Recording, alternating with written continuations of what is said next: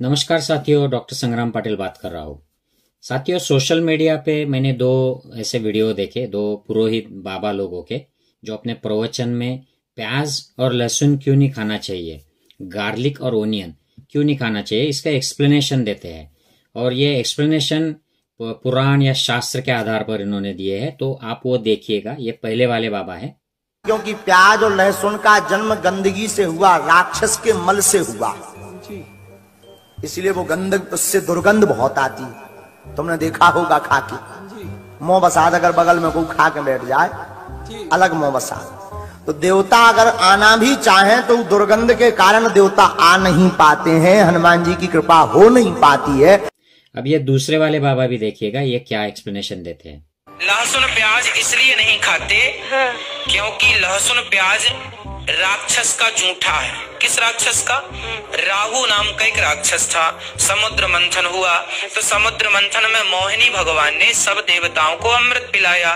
तो देवताओं के बीच में एक राहु नाम का दैत्य चंद्रमा और सूर्य के बीच में जाकर देवता बनकर खड़ा हो गया।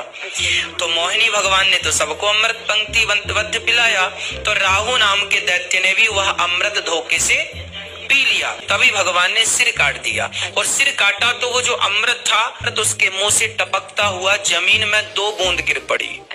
तो 1 बूंद बन गई लहसुन, 1 बूंद बन गई प्याज। तो साथियों, आपने देखा कि ये शास्त्र और ब्राह्मण धर्म के ब्राह्मण पुराण जो है, इसमें जो दिया है उसके हिसाब से ये ओनियन को, गार्लिक को एक राक्षसी तरीके से पेश करते हैं कि ये राक्षस के मुंह से गिरा हुआ अमृत है, या ये राक्षस की वजह से पैदा हुआ है, तो इसकी वजह से देवता भाग जाते हैं। तो ये किस वजह से हुआ था कि किसी भगवान ने, देवता ने जब अमृत बांटा था, तो ये राहु जो था दैत्य, ये भगवान का रूप, देवता का रूप लेकर आ गया था, तो उसके समझ में नहीं आया था। तो ये कुछ हजम होने वाली बातें नहीं दिखती है। तो देवता अगर कोई है और वो बांट रहा है अमृत, तो कोई दैत्य उसमें देवता बन के कैसे आ सकते हैं? उनको समझ में क्यों नहीं आ रहा है? वो तो देवता हो गए, उस अवस्था पर पहुंच गए कि उसको तो ये समझ में आनी चाहिए थी बात। तो ये कुछ हजम होने वाली बातें नहीं है। और जिस तरीके से ये स्टोरीज बताते हैं, लोगों में काफी अंधविश्वास, गलत फहमी और अविवेक जागृत होता है। ये कोई साइंस या प्रैक्टिस को के आधार पर नहीं होता है। और इसमें फिर हम लोग जो साइंस पर आधारित जो एविडेंस बेस्ड जानकारी है, उससे दूर रह जाते हैं, और फिर ऐसे पदार्थ जो है, इनके फायदे भी हम नहीं ले पाते हैं। तो मैंने थोड़ा सा सर्च किया, तो जैनिज्म में भी प्याज और लहसुन न खाने के एक रीत है। इसमें तो कोई भी वो रूट्स नहीं खाते हैं, कंद जो होते हैं वो नहीं खाते हैं। तो उसका जो आधार मैंने जो पढ़ा इंटरनेट पर, वो ये है कि उसके साथ जो बैक्टीरिया है, माइक्रो ऑर्गेनिज्म है, या कोई कीटक उसके साथ आते हैं, तो वो मरने नहीं चाहिए, इसलिए वो नहीं खाना है। और दूसरा आधार ये है कि कोई भी प्लांट पूरी तरह से अपरूट करके, उसका रूट निकाल कर पूरी तरह खत्म करने से वो खत्म हो जाएगा, तो उसको मारना नहीं है। जो आवश्यक है उतना खा सकते हैं, लेकिन ऐसे प्लांट्स को पूरी तरह मार के नहीं खाना। ऐसा उसमें एक आध्यात्मिक भाव है, अहिंसा का भाव है। तो जो भी हो, मैंने सोचा कि इस पर एक इंफॉर्मेशन देने वाला वीडियो बनाया जाए, ताकि लोगों को पता चले कि ओनियन और गार्लिक के हेल्थ एस्पेक्ट्स क्या है, उसमें क्या क्या होता है। तो ये वीडियो देखिएगा, शॉर्ट में इंफॉर्मेशन है, मैंने कुछ स्लाइड्स बनाई है, और अगर आपको पसंद है तो आपके दोस्त और रिश्तेदार में भी फैलाइएगा, ताकि हम ऐसे जो पाखंडी पुरोहित बाबा लोग हैं, या कोई भी गलतफहमी फैलाने वाले जो लोग हैं, इनसे हम बच सके, और हम सही तरीके से जो हमारे न्यूट्रिशियस फूड्स है उनका फायदा भी ले सके। तो देखिए ये स्लाइड्स। तो साथियों, ये प्याज के बारे में है। प्याज को न्यूट्रिएंट डेंस फूड कहा जाता है, वेजिटेबल कहा जाता है। इसका मतलब ये है कि इसमें कैलोरीज कम है, लेकिन बहुत सारे जो विटामिन, मिनरल्स, जो इसेंशियल एलिमेंट्स है, वो एकदम डेंसली पैक्ड है। तो ये बड़ा न्यूट्रिशियस है। इसमें खास करके विटामिन सी है, जो हमारे इम्यूनिटी के लिए इम्पोर्टेंट है। हमारे जो सॉफ्ट टिश्यूज होते हैं, कोलाजन, जॉइंट्स के सपोर्टिंग जो टिश्यू होता है, उसको उन पेशियों को, मांसपेशियों को सपोर्ट करने वाली जो पेशियां होती है, उनको बनाने में इसका बड़ा अहम रोल होता है विटामिन सी का।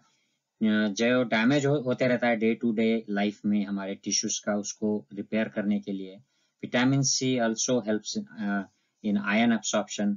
लोह की मात्रा शरीर से, अन्न नलिका से, हमारी जो स्टमक है, इंटेस्टाइन है, उससे ब्लड में एब्सॉर्ब करने के लिए विटामिन सी इंपॉर्टेंट होता है। विटामिन सी एक एंटीऑक्सीडेंट भी है साथियों। एंटीऑक्सीडेंट का बड़ा रोल होता है। ये जो ऑक्सीडेशन प्रोडक्ट्स होते हैं, टॉक्सिक प्रोडक्ट्स, उनको कम मात्रा में पैदा होने देना और इस तरह अपने इंटरनल ऑर्गन्स को बचाए रखना, ब्लड वेसल्स को और ऑर्गन्स को। फिर सेकंड जो न्यूट्रिएंट है वो है विटामिन बी। ये भी बहुत अच्छी मात्रा में ओनियंस में होता है। इसका रोल मेटाबॉलिज्म, सेल के रिप्रोडक्शन में, रेड ब्लड सेल के प्रोडक्शन में और न्यूरोलॉजी में विटामिन बी बहुत इंपॉर्टेंट होता है। अगर आप वेजिटेरियन हो तो काफी सारे लोगों को ये डेफिशिएंसी हो जाती है और न्यूरोलॉजिकल प्रॉब्लम्स होते हैं। फिर वो पोटेशियम का अच्छा सोर्स है ओनियन, जो हमारे नॉर्मल सेलुलर फंक्शन के लिए, फ्लूइड बैलेंस, ये किडनी, ब्लड वेसल और पेशी के अंदर और बाहर का जो फ्लूइड का बैलेंस है उसमें इंपॉर्टेंट है। नर्व के सिग्नल ट्रांसमिशन में, किडनी फंक्शन में और मसल के, जब भी कोई मसल कॉन्ट्रैक्ट होता है तो उसके लिए पोटेशियम की जरूरत होती है। इसके अलावा एंटीऑक्सीडेंट जो मैंने कहा, इनको एंटी इन्फ्लेमेटरी रोल होता है, कोलेस्ट्रॉल कम होता है, ये काफी अच्छी मात्रा में ओनियंस में होता है।